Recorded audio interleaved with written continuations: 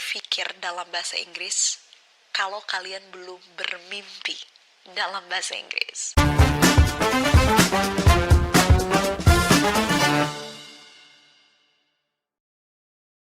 Hi there, welcome back to my channel. Aku Grace Catherine dan hari ini this is a big day for you. I will reveal the most asked question ever. Banyak banget teman-teman yang nanya, Grace, how come you speak English so fluently? How come you speak English so confidently? Gimana bisa dapetin TOEFL IBT that high? How can I reach this score on IELTS, for example? Dan hari ini I will reveal it to you guys. I will spill that and kupas tuntas tips berbahasa Inggris versi aku. I don't know, this is very authentic. Nggak banyak orang mungkin share tentang ini. So, yang pertama adalah nonton film without subtitles. So, kalian pilih film, movie, apapun yang kalian suka dari genre apapun. Misalnya sci-fi, horror, anime, romance, whatever it is. Pilih film yang kalian suka dan nonton without subtitle. Yang pertama, kalian analisa intonasi dan the way they communicate. Analisa bagaimana cara mereka berekspresi. Kalau mereka marah, nadanya seperti apa. Kalau mereka sedih, seperti apa. Jadi nggak usah terlalu peduli sama alur ceritanya, but analisa. Posisikan diri kalian di posisi orang tersebut. Yang kedua, kalau misalnya kalian punya waktu, kalian putar lagi filmnya dan sekarang kalian pelajari alur ceritanya. Coba mengerti mulainya dari mana, problemnya seperti apa, dan endingnya seperti apa. Setelah nonton film ini, kalian bisa presentasikan di depan cermin. Coba jelasin film ini seperti apa sih alurnya, mulainya dari mana, siapa sih pemain utamanya, apa yang dibangun dari film ini, terus problemnya atau peak dari film ini di mana, lalu endingnya seperti apa. Dan di akhir dari presentasi kalian coba jelasin pendapat kalian sendiri, apa yang kalian rasain, apa yang kalian dapetin, esensi apa yang kalian experienced. Jadi posisikan diri kalian sebagai orang yang pakar film, anggap aja kalian produser dan sutradara, dan coba kasih kritik dari film ini.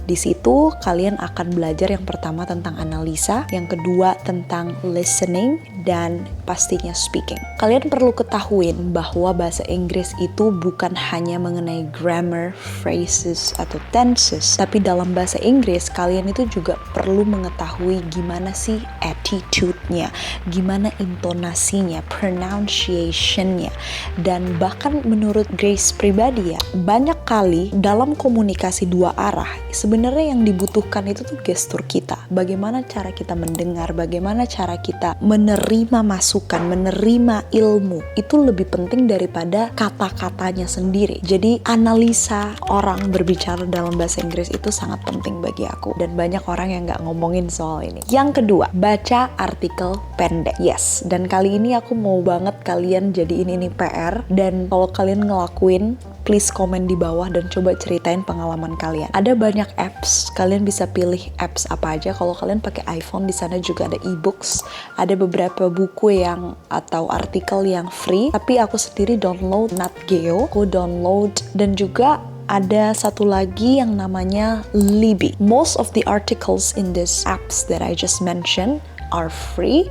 Jadi kalian coba download, mau di Android atau iPhone, doesn't matter, dan pilih satu artikel per hari. Setelah kalian baca, just quick screening, kalian coba buat summary. Dan aku mau tantang kalian buat summary-nya dalam 2 stages. Stage yang pertama, buat summary atau kesimpulan yang plain, apa adanya, dari kisah, story, atau ilmu pengetahuan yang kalian baca. Coba kasih summary plain as possible. Oke, gak usah ditambah-tambahin apapun. Jadi bikin kesimpulan berdasarkan apa yang kalian baca. Kalian boleh lihat artikelnya yang di atas. Jadi kalian pakai bahasa sendiri dan summary-kan. Stage yang kedua adalah summary-kan lagi, tapi dalam kali ini kalian memposisikan diri kalian sebagai pembaca dan penulis. Jadi, for example, pada hari Rabu jam 7 malam, aku baca artikel dengan topik ini yang ditulis oleh ini. Ceritanya berawal dari sini, dan ternyata ada penemuan atau ada riset mengenai ini, dan akhirnya solusinya adalah seperti ini. Menurut pendapat saya, hal ini bisa ditambahin, hal ini bisa dikurangin, tahu hal ini sangat baik untuk diimplementasikan di Indonesia, apapun itu. Jadi kalian nulis pendapat kalian, kalian menulis dari perspektif kalian yang membaca dan sebagai penulis. I hope I made it clear to you. Jadi buat 2 stages ini. Dari sini kalian pasti 1 artikel aja per hari. Dari sini kalian pasti akan lebih confident dalam menulis. Kalian tahu menulis dalam present tense, kalian tahu menulis dalam past tense, dan kalian tahu menulis dalam future tense. Yang ketiga adalah kalian download apps atau club app. Aku download juga, waktu itu aku download HelloTalk, aku download Tandem, dan sekarang sepertinya ada juga yang baru namanya Speaky. Aku belum pernah download yang itu. Cuman di HelloTalk dan Tandem kalian nggak perlu video call, kalian langsung bisa telepon atau in chat, in convo sama orang dari berbagai macam negara yang of course download apps yang sama, dan di sana kalian bisa ngobrol. Most of the time aku senangnya ngobrol dari telepon instead of chat.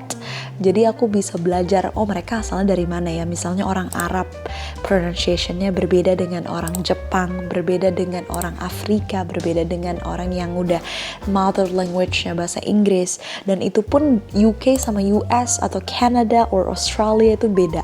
Jadi kita bisa belajar intonasinya orang dari tiap negara. Dan di Tandem atau HelloTalk juga ada grup-grup gitu.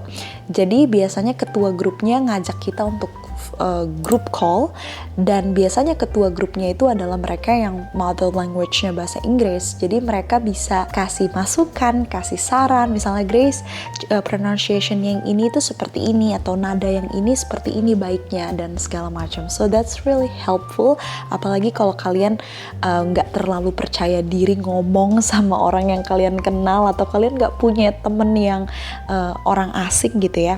Please download these apps. I think it would be beneficial to you. Yang keempat, coba deh kalian belajar sambung kalimat. How do you sound fluently? Itu bisa ditentukan dari seberapa cepat kalian berbicara. Jadi misalnya gini, how do you do? Okay? Instead of saying how do you do, how do you do? How do you do? Or how are you doing? How are you doing? How are you doing? Another example, how was your rehearsal? How was your rehearsal? How was your rehearsal? So, belajar nyambung kalimat itu harus dimulai dari sejak dini, jadi nggak gugup, nggak kagok. Jadi nanti pas tes juga kalian bisa mengimplementasikan itu. The more or the faster you speak in English, the more sound fluently you become. So, try to train yourself, speak fluently by making that faster and faster each time. Okay? Yang selanjutnya, dan mungkin ini yang terakhir, adalah train your brain thinking in English. Latih otak kalian untuk berpikir dalam bahasa Inggris. Hal yang paling simple adalah kalian memanggil barang-barang di sekeliling kalian dengan bahasa Inggris. Misalnya, instead of bilang ini jari, kalian di kepala kalian train ini fingers. Misalnya aku lagi ngeliat kamera sekarang. Di otak aku bukan kamera, tapi di otak aku camera. Aku lagi ngelihat banyak lampu, di otak aku bukan lampu, but lamp. Jadi train otak kalian untuk melihat semua barang di sekeliling kalian itu dengan bahasa Inggris. Jadi latih otak kalian untuk berpikir dalam bahasa Inggris. Kalian belum berpikir dalam bahasa Inggris kalau kalian belum bermimpi dalam bahasa Inggris. Yes. Karena mimpi itu datangnya dari bawah sadar. Jadi kalau kalian udah sering banget berpikir dalam bahasa Inggris, itu akan kebawa di alam bawah sadar kalian, which is di mimpi. Pertama kali aku mimpi dalam bahasa Inggris tuh aku bangun happy banget karena yes, finally otak aku tertrained berpikir dan berbicara dalam bahasa Inggris. So that's really good and that's a sign. Oke, aku tambahin satu tips terakhir untuk kali ini. Kalian bisa kombinasikan atau kolaborasikan hobi kalian dengan bahasa Inggris. Misalnya kalian suka berolahraga gitu.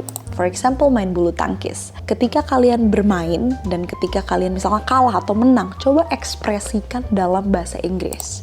Atau kalian suka musik, kalian suka nyanyi seperti aku, coba analisa liriknya, coba pelajari how poetic is the lyric dan latih pronunciation-nya. Coba ikutin pronunciation dari penyanyi ini dan coba sounds like her or sounds like him. Karena dari situ kalian bisa mendapatkan joy dan satisfaction yang mungkin kalian gak bisa dapetin dari metode-metode yang lain. For now, that's all. But if you guys found it helpful, karena aku masih banyak tips and trick yang belum bisa aku masukin di video ini, comment in the section below dan bilang aku minta dong part 2-nya, dan kasih tahu aku testimoni kalau kalian udah pernah coba metode-metode di atas and how you found it. I really hope that it's going to be beneficial to you. Good luck with your tests, whether is TOEFL IBT atau IELTS. Good luck with that, and I hope to see you guys next week. Bye. God bless you.